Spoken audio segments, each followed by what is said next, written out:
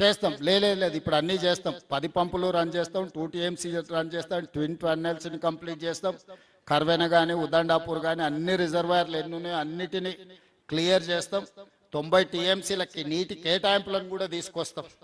6 నెలల సమయం ఇవ్వండి, మ్యాక్సిమం సమస్యల్ని పరిష్కరిస్తా.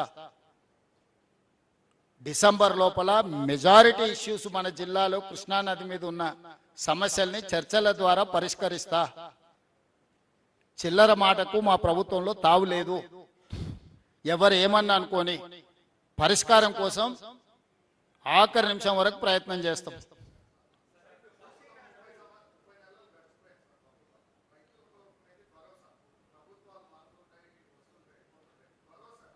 అవును.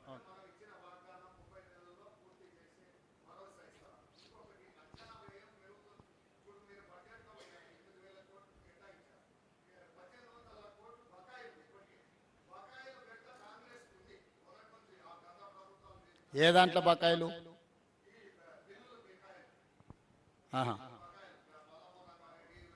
ఓకే.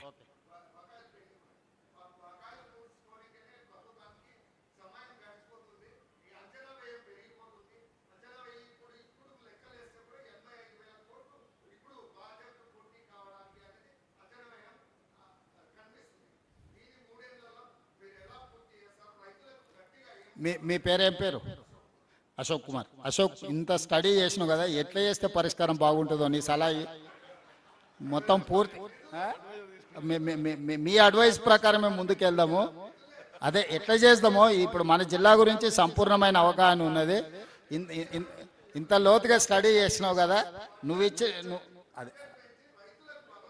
అదే సోదరా, నిధుల దీనికి కూడా మళ్ళీసారి ఉత్తమన్న అశోక్ కుమార్ని ఒకసారి పిలుచుకొని ఒకసారి కూర్చొని మాట్లాడితే మనకు మంచి పరిష్కారం దొరుకుతుంది. ఒకసారి మంత్రి గారికి నేను చెప్తున్నా, నువ్వు వచ్చి కలిసి కొంచెం నీ సలహా సోదరా.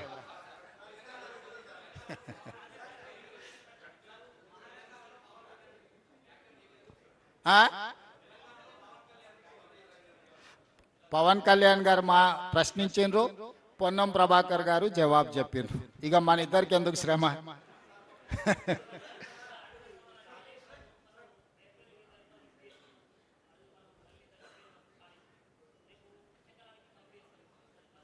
టెస్టులు చేయకుండా చూడు మిత్రమా, టెస్టులు జరుగుతున్నాయి. టెస్టులు పూర్తి చేయకుండా మేము ఏం పని చేయము. ఎన్డీఎస్ఏ ఇచ్చే సూచనల ప్రకారమే మేము పని పోతాము. మేము టెక్నికల్ ఎక్స్పర్ట్స్ కాదు, నేను కానీ ఉత్తమ్ కుమార్ రెడ్డి గారు కానీ.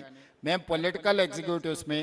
Technical experts different government of India ఏజెన్సీలను, ప్రైవేట్ ఎక్స్పర్ట్స్ని అందరిని ఎంగేజ్ చేసినాం. ఎక్స్పర్ట్స్ ఇచ్చే నివేదిక ప్రకారమే పునరుద్ధరణ జరుగుతుంది.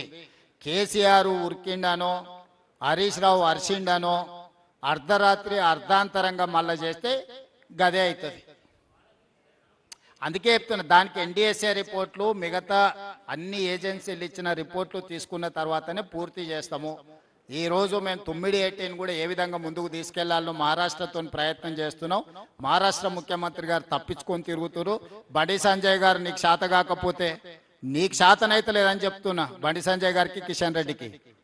మీకు శాతనైతే మహారాష్ట్రలో పోయి 9/18 దగ్గర, ఎందుకంటే అది ఆదిలాబాదు, నిజామాబాదు, కరీంనగర్, మెదక్ వరకు అందరు వాళ్ళే ఎంపీలు, ఎమ్మెల్యేలు ఉన్నారు. అది వాళ్ళ బాధ్యత. రైతుల కోసం పని చెప్తే ఆయన ఏదేదో మాట్లాడుతున్నాడు. సో మహారాష్ట్ర ప్రభుత్వంతో 9/18 మీద చర్చించేసి ఆ సమస్యను కూడా పరిష్కరిస్తాం. Thank you.